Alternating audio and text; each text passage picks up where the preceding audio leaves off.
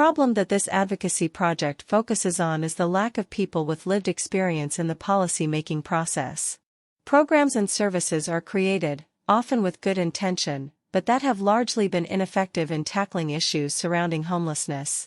This, in large part, reflects the lack of input from the people these programs are intended to serve. In the recovery world and in the mental health and disability realm we hear, "Nothing about us without us." This project brings this saying to homeless policy as well. In this project, the systems that were key in making the change or starting this change include a target system, which would be our policymakers. Our client system are the people experiencing homelessness or that would benefit from the programs. And the change system are the programs and services that are offered for people experiencing homelessness. Key players in this project include policymakers such as Representative Steve Elison, the state homeless coordinator, which was Wayne Niederhauser, meeting with Governor Cox, as well as the Salt Lake Valley Coalition to End Homelessness, in which is where we created most of the change. So it took a lot of meeting with these key players and policymakers to share stories of homelessness. The action plan and motion that we put into play began with creating a lived expert task group within the Salt Lake Valley Coalition to End Homelessness, which was under the client core focus group of the Salt Lake Valley Coalition to End Homelessness. This group was consisted of people who've gone through homelessness or are currently homeless, which we created meetings, shared our experiences, and had a lot of input on policy making. We were given opportunities to speak at different and varying events, such as the Homeless Memorial and the State Homelessness Conference. And the following clip will be a little bit of what our panel looked like at the Homelessness Conference, which is where a lot of the project focused. We spoke to over 600 people at the conference during our panel discussion, and were able to have follow-up questions after the meeting and have had a lot of weigh-in on different bills that are in the process of being drafted this next session. And we continue to bring people in who are currently going through homelessness to share their experiences on the Hill. Okay, so the purpose of this panel is to discuss and uplift authentic lived expert inclusion in organizations, coalitions, and companies. The term lived expert refers to someone who has lived experience of homelessness or another issue. The title of lived expert acknowledges that experience as firsthand expertise and recognizes the value add that expertise has for an organization.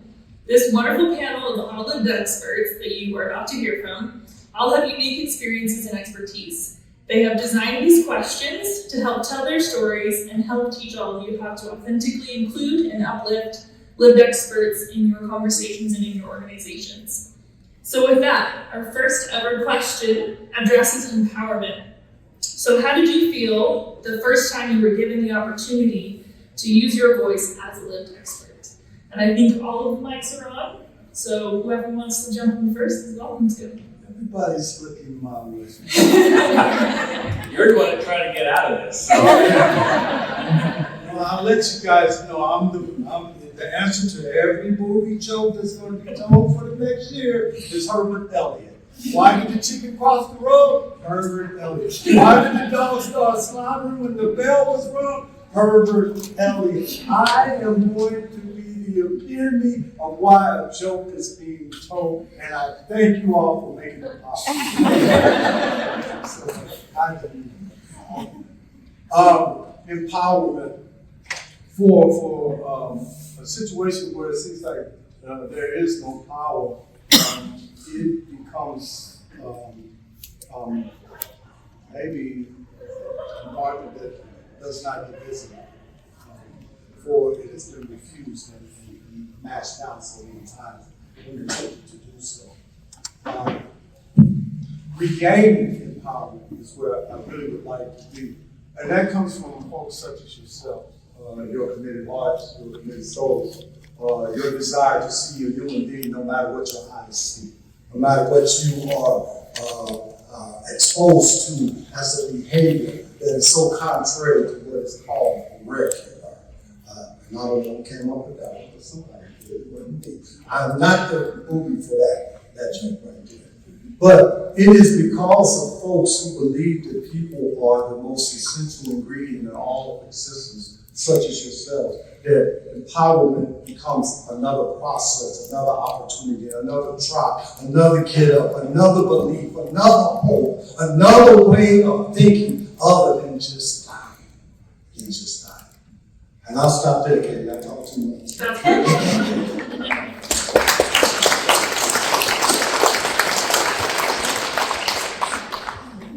So, I've always carried around a lot of shame being somebody who was in recovery and somebody who was homeless, and I didn't have the support of very many people. It wasn't until I went to Weber State and I had the faculty there believe in me and open up a lot of opportunities for me, one of which was interning at the state capitol. And I was lucky enough to be paired with Representative Steve Ellison, who taught me to believe in myself.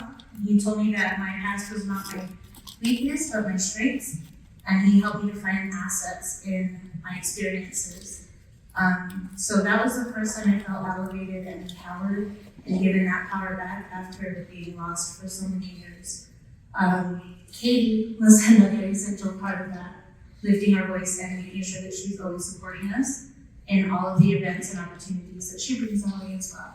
So it's been a snowball effect of empowerment. Once the door was open, I just continued to roll with it.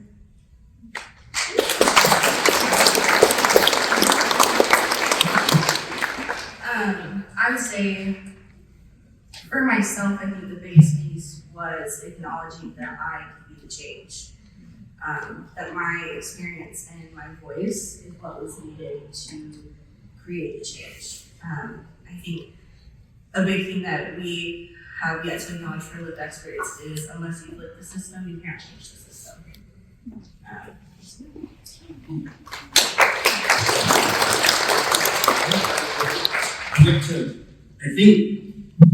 I need to be honest with the fact that I was terrified.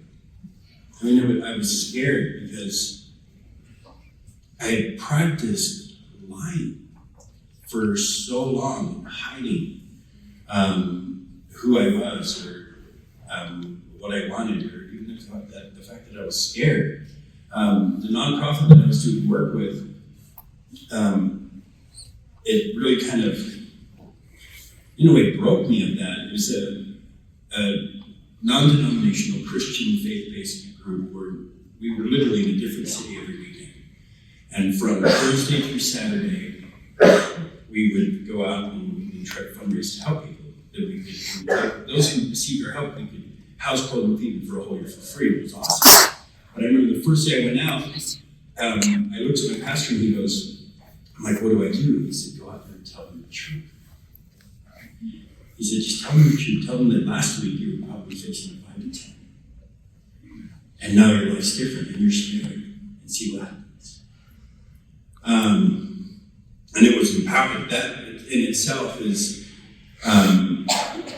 it's the process and going through it and learning how to go from pridefully boasting about all this crap that I thought was mine, to actually being vulnerable and sharing and seeing who it reached, even if it was the individual that we were looking to help or a loved one passing by going, what did you say? Say that again, you sound like my son. The truth. And when I finally realized that, how powerful it was, that was what made the difference.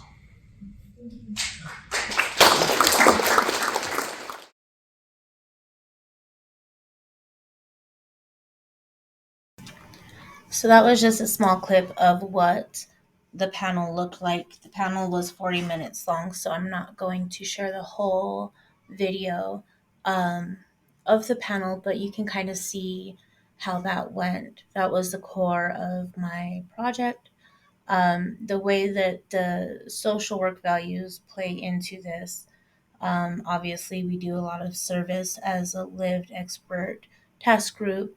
We meet and practice within our competence of our shared experience and share that for elevating the dignity and worth of human peoples, um, and fostering human relationships between the community and corporations and policymakers with our unsheltered and homeless populations.